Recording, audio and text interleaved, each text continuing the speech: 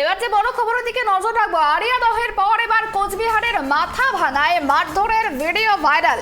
কোচবিহারের মহিলাকে মারধর, ভাইরাল ভিডিওতে কাঠগড়ায় উপপ্রধান। কোচবিহারের এক মহিলাকে মারধরের ভিডিও ভাইরাল। মাথা ভাঙার কান্দুড়া মোড় এলাকার ঘটনা ঘটেছে। গোটা ঘটনাকে কেন্দ্র করে চাঞ্চল্যের সৃষ্টি হয়েছে।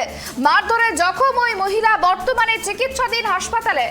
আরিয়াদহের পর এবার ভাইরাল ভিডিও। কোচবিহারে পুলিশের সামনেই মহিলাকে মারধর।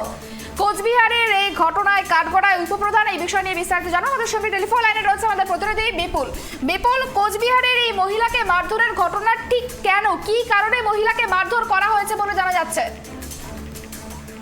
হ্যাঁ, দেখো, তোমাকে জানিয়ে রাখি একটা কথা, যে কিন্তু কোচবিহারের মাথাভাঙ্গা থেকে একটি ভিডিও ভাইরাল হয়, যেখানে এক মহিলাকে নিগ্রহ করতে দেখা যাচ্ছে, মানে মহিলাকে মারধর করার অভিযোগ ওঠে। বর্তমানে কিন্তু ওই মহিলা কোচবিহার মাথাভাঙ্গা যে মহকুমা হাসপাতাল রয়েছে সেখানে চিকিৎসাধীন রয়েছে। জানা যায় আজ সকালে মাথাভাঙ্গার কান্দুরা মোড় এলাকায় কিন্তু জমি দখল বা জমি বিবাদ নিয়ে কিন্তু এই ঝামেলার সৃষ্টি হয়। অভিযোগ, সেখানে কিন্তু ওই মহিলাকে মারধরের সময় উপস্থিত ছিলেন উপপ্রধানের ভাই। যদিও তৃণমূলের পক্ষ থেকে এই অভিযোগ অস্বীকার করা হয়েছে, অপরদিকে কিন্তু বিজেপির পক্ষ থেকে দাবি করা হয়েছে বারংবার এই রাজ্যে কিন্তু মহিলাদের উপর আক্রমণ হচ্ছে। রাজ্যে মহিলা মুখ্যমন্ত্রী থাকা সত্ত্বেও কিন্তু এ রাজ্যে মহিলারা সুরক্ষিত নয় বলে অভিযোগ বিজেপির। যদিও তৃণমূলের রাজ্য মুখপাত্র ইতিমধ্যে জানিয়েছেন যে এক প্রকার চক্রান্ত করেই এই ঘটনাগুলো ঘটানো হচ্ছে বলে দাবি তৃণমূলের। একেবারে যে ছবি দেখতে পাচ্ছি আমরা, সেখানে দেখা যাচ্ছে পুলিশ মোতায়েন রয়েছে, তারপরেও মহিলাকে মারধর। একেবারে যে ভিডিওটা ভাইরাল হয়েছে, মহিলাকে মারধর করা হচ্ছে এবং এক পুলিশ কনস্টেবল কিন্তু যে মারধর করছে তাকে নিয়ে যাচ্ছে দেখা যাচ্ছে। এই মহিলার পক্ষ থেকে কিন্তু ইতিমধ্যে মাথাভাঙ্গা থানায় কিন্তু একটি অভিযোগও দায়ের করা হয়েছে। যদিও পুলিশ এখন এই বিষয়ে মুখ খোলেনি, তবে পুলিশ সূত্রে জানা গেছে যে পুলিশ কিন্তু ইতিমধ্যে পুরো ঘটনা তদন্ত শুরু করেছে এবং ঘটনাস্থলে কিন্তু ইতিমধ্যে রওনা দিয়েছেন অতিরিক্ত পুলিশ সুপার বলেও জানা যাচ্ছে। একেবারে দেখো, এই ঘটনায় কাঠগড়ায় উপপ্রধান, এই বিষয়ে কি উপপ্রধান কিছু জানিয়েছে?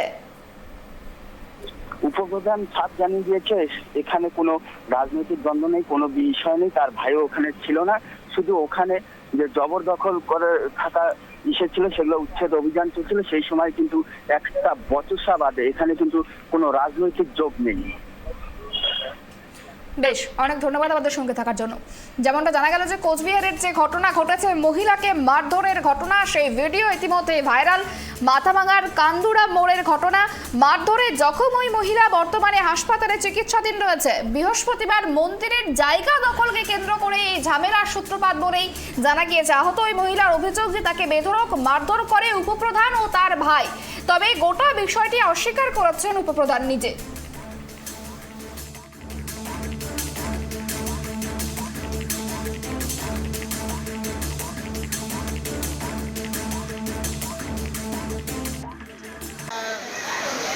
হাইড্রেন হইতেছিল, তার জন্য আমার ঘর লেট্রিন বাথরুম সব তুলে দিয়েছে। এখন এই জায়গাটা সম্পূর্ণ যেটা আছে ওটা সম্পূর্ণ প্রশাসনের হাতে আছে। তো এখন আমি যে আমার জায়গাটা উচ্ছেদ করে দেওয়ার পর আমার পাশে যে আর একজন ব্যক্তি উনি বেড়া দিতে গেছে। তো এইখানে যখন বেড়াটা দিতে গেছে আমি বাধা দিচ্ছি যে এইখানে যেখানে প্রশাসনের হাতে এখানে সব কিছু মীমাংসা হোক, তারপর তারা বেড়া দিই। এইভাবে বলছি, ও যে বেড়া দিতে গেছে তার সাথে আমার কোনো নয়। এইখানে হাসিম আলী, এরশাদ আলী, এরা সবাই আর কি 40-45 জন সবাই আসে এইখানে আমি বাধা দিতে গেছি বলে।